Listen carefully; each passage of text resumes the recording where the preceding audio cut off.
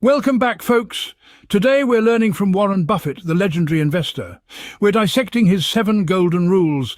Buckle up. This is Warren Buffett's guide, making money in the stock market.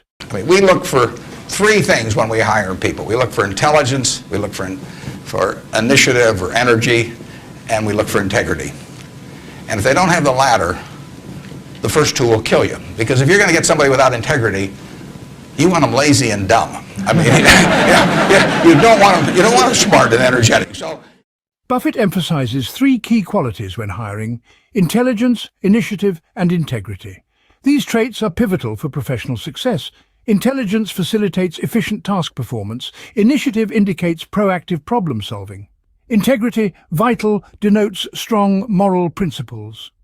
Without integrity, intelligence and initiative can cause disaster. As Buffett so eloquently states, if you're going to get someone without integrity, you want them lazy and dumb.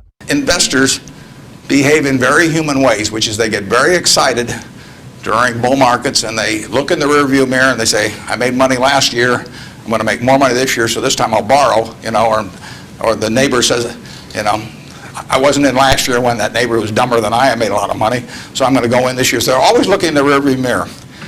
And when they look in the rearview mirror and they see a lot of money having been made in the last few years, they plow in and they just push and push and push on prices.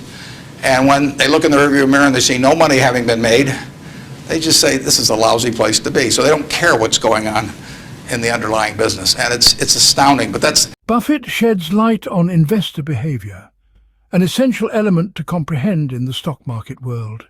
It's a pattern that happens when people get overly confident, usually during a bull market. Recognizing these patterns can unveil lucrative opportunities. That makes for huge opportunity, just huge opportunity. I've been taught by Ben Graham to buy things on a quantitative basis. Look around for things that are cheap. And that I was taught that, we'll say in 1949 or 50. It made a big impression on me. So I went around looking for what I call used cigar butts of stocks. And the cigar butt approach to buying stocks is that you walk down the street and you're looking around for cigar butts and you find this on the street, this terrible looking, soggy, ugly looking cigar, 1 puff left in it. But you pick it up and you get your 1 puff. It's disgusting, you throw it away, but it's free. I mean, it's cheap. And then you look around for another soggy, 1 puff cigarette. Well, that's what I did for years. It's a mistake. Although you can make money doing it, but you can't make it with big money. It's so much easier just to buy wonderful businesses. So now I would rather buy a wonderful business at a fair price than a fair business at a wonderful price. Buffett discusses his initial investment methodology, influenced by Ben Graham's teachings. This strategy, known as the cigar butt strategy, involves selecting undervalued stocks. However, Buffett found it unsustainable long-term. His philosophy evolved, favoring high-quality businesses for purchase. He began to shift his focus, favoring the purchase of high-quality businesses at reasonable prices over time, proving to be a more sustainable and profitable approach. I have an old-fashioned belief that I should expect to make money in things that I understand. And when I say understand, I don't mean understand, what the product does or anything like that. I mean understand what the economics of the business are likely to look like 10 years from now or 20 years from now. I know in general what the economics of, say, Wrigley chewing gum will look like 10 years from now. The internet isn't going to change the way people chew gum. It isn't going to change which gum they chew.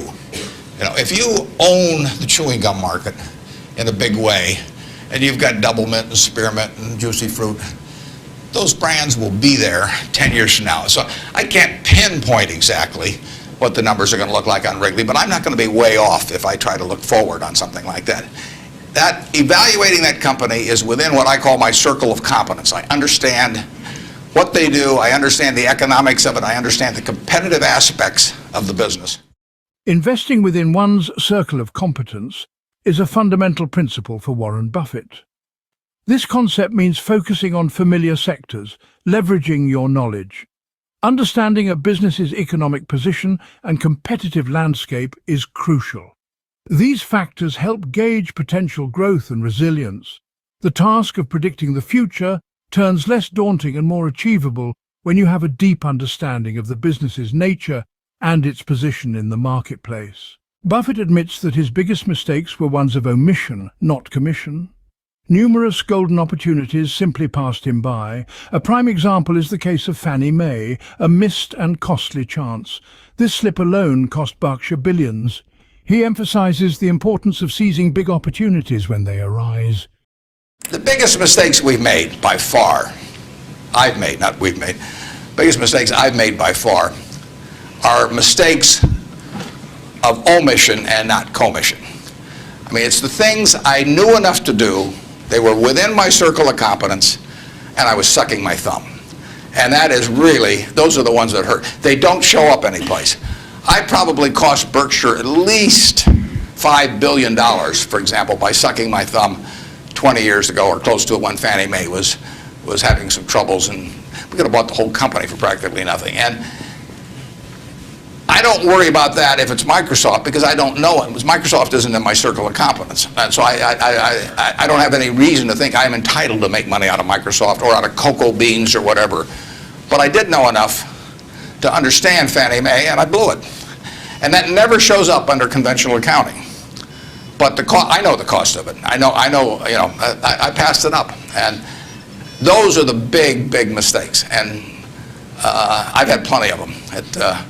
And unless I tell you about them in the annual report, and I resist the temptation sometimes, unless I tell you about them in the annual report, you're not going to know it because it doesn't show up under conventional accounting. But omission is way bigger than commission. There's big opportunities in life have to be seized.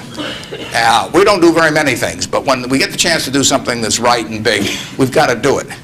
And even to do it in a small scale is just as big a mistake almost as not doing it at all. I mean, you've really got to grab them when they come, because you're not going to get 500 great opportunities. Buffett's philosophy on selling is clear. Berkshire Hathaway doesn't sell its wholly owned businesses unless there's a significant change. His strategy ensures long-term wealth creation. This belief in quality assets, even during downturns, can yield significant returns. His commitment to his philosophy has earned him immense wealth.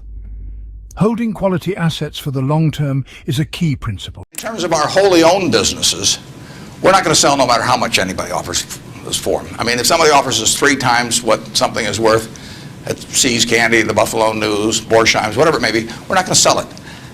I may be wrong in having that approach. I know I'm not wrong if I owned 100% of Berkshire, because that's the way I want to live my life. I've got all the money I could possibly need.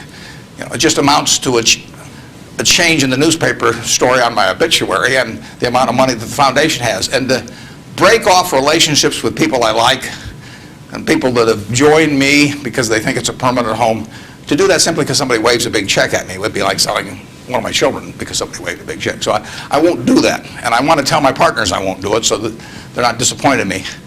More and more with certain stocks, we've got that approach. Now, if we were chronically short of funds and had all kinds of opportunities coming, we might have a somewhat different approach. But our inclination is not to sell things unless we get really discouraged perhaps with the management, or we think the economic characteristics of the business change in a big way. I mean, and that happens. So, but we're not going to sell simply because it looks too high, in all likelihood. I mean, you can't make that 100%. Buffett demystifies intrinsic value, the core concept in his investment philosophy. Intrinsic value is the estimated worth of a business's future cash flows. It's not just about immediate profit, but long-term potential.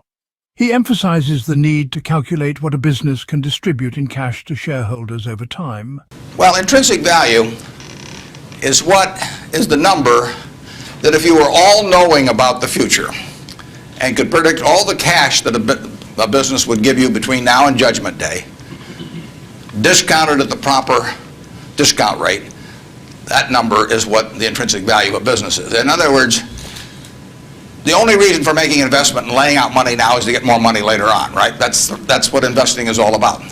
If you buy Coca-Cola today, the company is selling for about $110 to $15 billion in the market. The question is, if you had 110 or 15 billion, you wouldn't be listening to me, but I'd be listening to you incidentally. But the question is, would you lay it out today to get what the Coca-Cola company is going to deliver to you over the next 200 or 300 years. The discount rate doesn't make much difference after as you get further out. And that is a question of how much cash they're going to give you.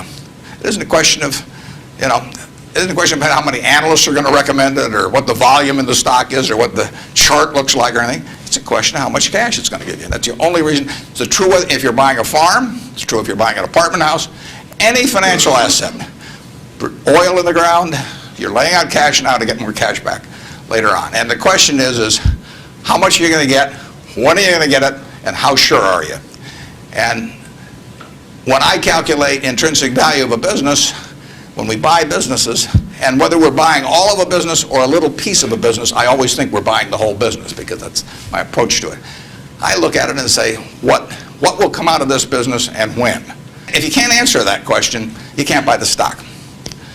You can gamble in the stock if you want to, or your neighbors can buy it. But if you don't answer that question, and I can't answer that for internet companies, for example. There are a lot of companies, there are all kinds of companies I can't answer it for, but I just stay away from those.